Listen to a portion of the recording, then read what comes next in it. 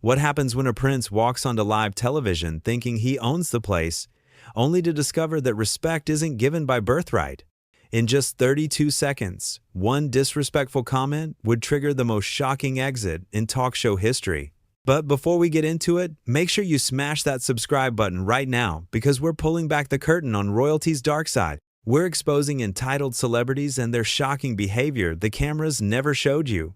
We've got the raw footage they don't want you to see, and you won't want to miss a single reveal. Drop a comment below and let us know what you think about this outrageous behavior. Now, let's dive into what really happened that day. The studio lights were blazing hot. The audience was packed in tight, ready for another episode of compelling television. And sitting across from the host was Prince Harry himself, looking calm, maybe too calm, like he'd already decided how this whole thing was going to go. The host, Piers welcomed him with genuine warmth. "Your Royal Highness, thank you so much for joining us today. It's truly an honor to have you here." Harry gave a slight nod, barely acknowledging the greeting. "Sure," he said flatly. Already you could feel something was off. The energy in the room shifted. Piers, being the professional he is, pushed forward. "I want to talk about your recent comments regarding the press and your family. There's been quite a bit of controversy." Harry leaned back in his chair, crossing his arms. "Controversy? Is that what you call it when someone finally tells the truth?" Piers smiled, trying to keep things light. "Well, truth is subjective, wouldn't you say? Different people see things differently." "No," Harry interrupted sharply. "Truth is truth, and the truth is that people like you have made my life impossible." The audience went silent. You could hear the cameras adjusting their focus. Piers kept his composure, his voice steady and measured. "I think that's quite a strong accusation. I've simply asked questions that the public wants answered. That's my job as a journalist," Harry scoffed. "Journalist? You're a tabloid hack who profits off other people's pain." Piers didn't flinch. "I respect that you're upset, but I've been doing this for decades. I've interviewed presidents, prime ministers, celebrities from all walks of life. I ask tough questions because that's what good journalism requires." "Good journalism?" Harry's voice rose. "You've harassed my family for years. You've printed lies, invaded our privacy, and now you sit here acting like you're some kind of saint." The host took a breath, maintaining his calm demeanor. "I understand you're frustrated, but let's separate fact from fiction here. Every story we've run has been carefully researched. If there were inaccuracies, your team had every opportunity to correct them." Harry shook his head dismissively. "You wouldn't know the truth if it hit you in the face." Piers leaned forward slightly. "Then help me understand. I'm giving you a platform right now, live, to share your side. That's more than fair. Wouldn't you agree?" "Fair?" Harry laughed bitterly. "Nothing about this is fair. You invite me on your show just to ambush me with loaded questions." "Loaded questions?" Piers raised an eyebrow. "I've asked you about your public statements. These are things you've said yourself. How is that an ambush?" Harry waved his hand dismissively. "Because you twist everything.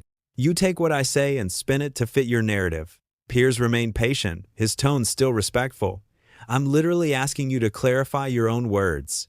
If there's been any misunderstanding, now's your chance to set the record straight." But Harry wasn't interested in clarification. He was getting more agitated by the second. "You know what your problem is? You can't handle that someone's finally standing up to you. You're used to people bowing down, treating you like you're important." The irony wasn't lost on anyone in that studio. Here was a prince, born into ultimate privilege, accusing a self-made journalist of being entitled. Piers smiled slightly, not in mockery, but in genuine bemusement. "I think you might be projecting a bit there. I came from very humble beginnings. Everything I have, I've earned through hard work." "Hard work?" Harry's voice dripped with sarcasm. "You mean destroying people's reputations for ratings?" "I mean asking difficult questions that powerful people don't want to answer." Piers responded firmly. "That includes you." Harry stood up suddenly, his chair scraping loudly against the floor. "I don't have to sit here and take this." Piers remained seated, calm as ever. "You don't have to take anything, but you agreed to come on this show. You knew what kind of interview this would be." "I thought you'd have some decency," Harry shot back. "I thought you'd show some respect." "I've shown you nothing but respect since you walked in here," Piers said, his voice finally carrying a hint of edge. "I've addressed you by your title, I've given you every opportunity to speak, and I've listened to everything you've said." What you're interpreting as disrespect is simply me not agreeing with you. Harry pointed at Piers. You've been trying to trap me from the start. How? Piers asked directly. By asking you to explain your own statements? By giving you airtime to share your perspective? By twisting my words? I haven't twisted anything. The problem is that you're not used to being challenged. You're used to people nodding along, agreeing with everything you say because of who you are. That struck a nerve. Harry's face flushed red. You have no idea what it's like to be me. Piers nodded slowly. You're absolutely right. I don't. I grew up in a world where nothing was handed to me. But that doesn't mean I can't ask you legitimate questions about your actions and choices. Legitimate? Harry scoffed again. There's nothing legitimate about you. The host took a measured breath. I'm going to ignore that personal attack and try one more time. You've made some serious allegations about your family and the institution. Don't you think the public deserves to hear specifics rather than vague accusations? Harry crossed his arms tighter. I don't owe the public anything. But you're a public figure, Piers countered. You've lived your entire life in the public eye, funded by taxpayer money. There's a certain accountability that comes with that. I never asked for any of this. Perhaps not, but it's the reality of your situation. And instead of embracing that responsibility, you're acting like a victim. Harry's eyes flashed with anger. How dare you? You have no right to judge me. Piers remained steady. I'm not judging you. I'm observing your behavior right here, right now. You came on this show, made inflammatory comments. When pressed for details, you're getting defensive and hostile. Because you're attacking me. I'm questioning you. There's a difference. If you can't handle basic questions, then perhaps you shouldn't be doing interviews. Harry stepped closer to the desk, his voice rising. You're a disgrace to journalism. Piers stood up now, meeting Harry's energy with controlled strength. And you're a disgrace to that title you carry. A real prince would have the dignity and composure to handle a simple interview without resorting to personal attacks. The studio went dead quiet. Even the crew stopped moving. Harry's jaw clenched. What did you just say to me? Piers didn't back down. You heard me. You walk in here with this air of superiority. You insult me repeatedly. You dodge every question. And then you have the audacity to claim I'm the one being disrespectful. You can't talk to me like that. I can, and I am. This is my show. And in this studio, your title doesn't give you a free pass to behave poorly. Harry looked around, as if searching for someone to validate his outrage. But the audience just watched in stunned silence. He turned back to Piers. This is outrageous. I'm a guest on your show. And you've been a terrible one, Piers replied bluntly. I've had politicians, activists, actors, musicians, all kinds of people sit in that chair. Some I've agreed with, some I haven't. But every single one of them had the maturity to engage in actual conversation. You've done nothing but complain and throw tantrums. Harry's voice went low and threatening. You're going to regret this. Piers shook his head. The only person who's going to regret anything is you, because everyone watching right now is seeing exactly who you really are. Not the victim you pretend to be, not the misunderstood prince, but an entitled, spoiled individual who can't handle being treated like everyone else. That was it. That was the breaking point. Harry ripped off his microphone, the wire snapping as he yanked it from his collar. I'm done. I'm done with you. I'm done with this show. I'm done with all of it. Piers gestured toward the door. Then leave. Nobody's forcing you to stay. Harry glared at him with pure hatred. You're a small, pathetic man. And yet, I'm not the one storming off a television set because I couldn't handle a few questions. Piers responded coolly. Harry turned toward the exit, but before leaving, he spun back around one last time. You know what? You're right about one thing. The public does deserve to know the truth. And the truth is that you're a bully who hides behind the excuse of journalism. Piers crossed his arms. If asking you to back up your claims makes me a bully, then I'm guilty as charged. But at least I have the courage to ask the questions that need to be asked. What do you have? A fancy title and a victim complex. Harry's hands balled into fists at his sides. For a moment, it looked like he might actually do something physical. But instead, he just shook his head in disgust. This conversation is beneath me, he muttered. No, Piers corrected. This conversation is exactly at your level. You just don't like seeing yourself reflected back. Harry didn't respond. He turned on his heel and marched toward the studio door, his footsteps echoing in the silence. A producer moved to intercept him, but Harry brushed past without a word. The heavy door slammed behind him with a resounding thud that seemed to shake the entire building. The camera stayed on Piers, who stood there for a moment, processing what had just happened. Then he turned to the audience with a slight smile. "Well," he said calmly, "that was certainly something." A few nervous laughs rippled through the crowd. Piers walked back to his desk and sat down, straightening his papers as if nothing unusual had occurred. "You know," he continued, looking directly into the camera, "I've been doing this job for a long time. And one thing I've learned is that character reveals itself under pressure. Some people rise to the occasion. They take tough questions. They defend their positions with grace and intelligence. And then some people, well, they do what you just witnessed." He paused, letting that sink in. "I want to be clear about something. I invited Prince Harry on this show in good faith. I genuinely wanted to hear his perspective, to understand his grievances, to give him a fair platform to speak. But instead of a thoughtful discussion, we got insults, deflection, and, ultimately, a walkout." Piers leaned forward, his expression serious but not angry. "Here's what bothers me most. It's not the personal attacks. I've got thick skin. I can handle someone calling me names. What bothers me is the missed opportunity. We could have had a real conversation about legitimate issues. The role of the press, privacy versus public interest, the challenges of royal life. These are important topics that deserve serious discussion." He shook his head slightly. "But you can't have that discussion with someone who isn't willing to engage honestly. And what we saw today was someone who wanted to make accusations without backing them up, who wanted to play the victim without acknowledging any responsibility, who wanted respect without earning it." The audience was completely captivated now, hanging on every word. "I've interviewed some of the most powerful people in the world," Piers went on. "And do you know what the best interviews have in common? Mutual respect. Even when we disagree, even when things get heated, there's an understanding that we're both there to explore ideas, to challenge assumptions, to search for truth." He gestured to the empty chair across from him. "That's not what happened here.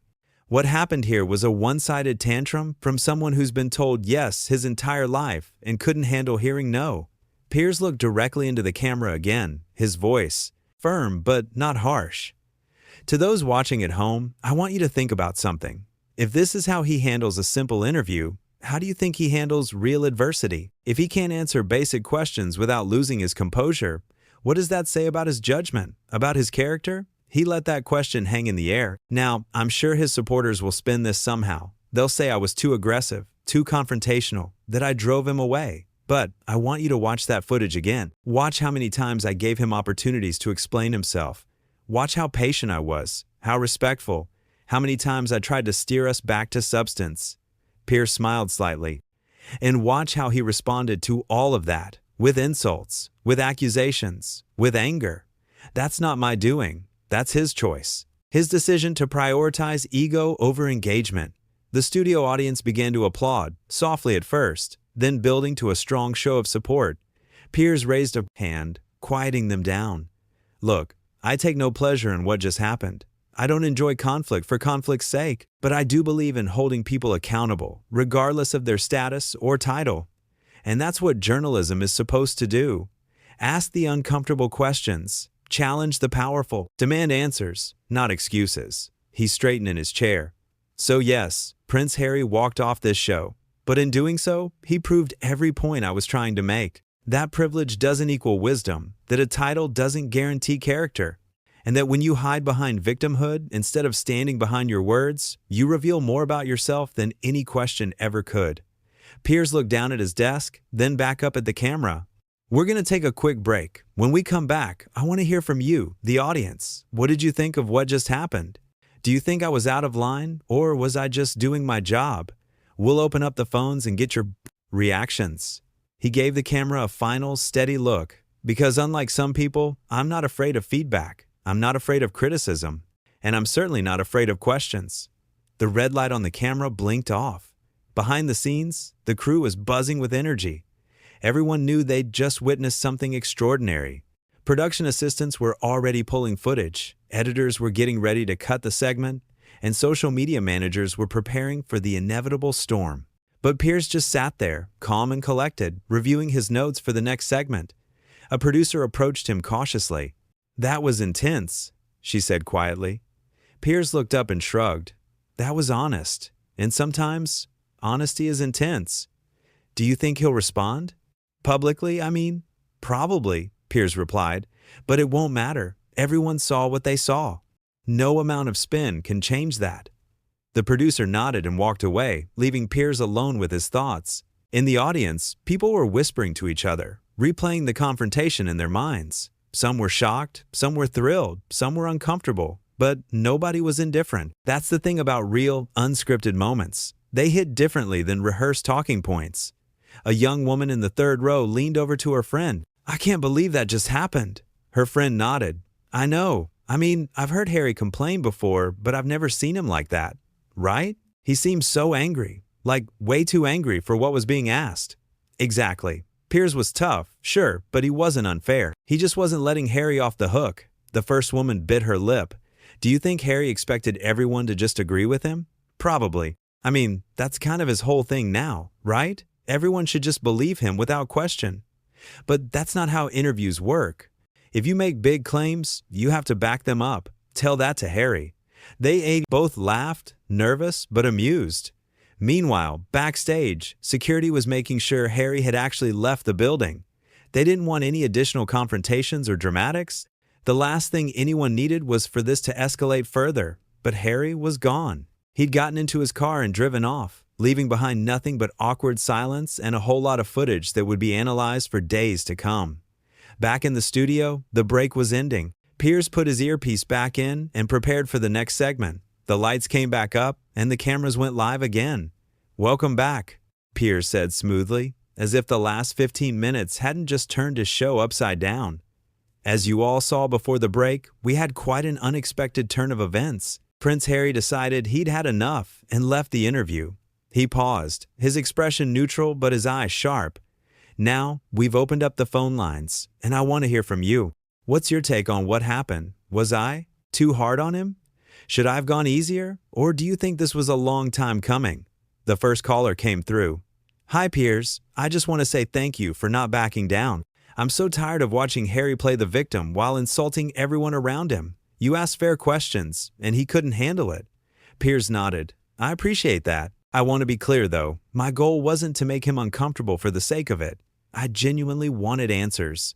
"And he couldn't give them?" the caller responded. "Because he doesn't have any. It's all just feelings and accusations." "That's certainly how it appeared," Piers agreed. The next caller had a different perspective. "I think you were disrespectful. He's a prince, and you should have shown more deference." Piers raised an eyebrow. "Deference? This is a news program, not a royal court. Everyone who sits in that chair gets the same treatment. Respect is earned through how you conduct yourself, not through your bloodline." "But you attacked him personally." "I challenged his behavior. There's a difference. If pointing out that someone is being evasive and hostile is an attack, then I suppose I'm guilty. But I don't think holding someone accountable for their words and actions is wrong, regardless of who they are." The caller didn't seem satisfied, but they moved on to the next one. "Piers, that was brilliant television. I couldn't look away. Harry showed his true colors today, and it wasn't pretty." "It was certainly revealing," Piers admitted, "and I think that's what bothers his defenders most. When you strip away the carefully managed image, you see someone who can't handle scrutiny." "Exactly. And the way he stormed off? So childish." Piers shrugged. "People handle pressure differently. Some rise to it, some crumble under it. Today we saw which category he falls into. Call after call came in, the opinions split, but leaning heavily in Piers' favor. Even those who thought he's been tough acknowledged that Harry's reaction had been disproportionate. As the segment wrapped up, Piers gave his final thoughts. "Look, everyone's entitled to their opinion about what happened here today. Some of you will think I was too harsh. Some will think I wasn't harsh enough. But here's what I know for certain. I asked questions that needed to be asked. I didn't let someone hide behind their title or their grievances. And I treated a prince the same way I'd treat anyone else." He looked directly into the camera one last time. "That's not disrespect. That's equality. And if that makes some people uncomfortable, well, maybe that tells us something about what they really believe." The show went to its final commercial break, and Piers finally allowed himself a moment to breathe. His producer gave him a thumbs up from across the room. It had been chaotic, unexpected, and completely unscripted. But it had also been real. And in a world of carefully curated images and pre-approved talking points, real was becoming increasingly rare. Whatever people thought about how it went down, nobody could deny one thing. They'd witnessed something unforgettable. A moment where pretense fell away and true character emerged. And sometimes, that's exactly what television and journalism is supposed to do.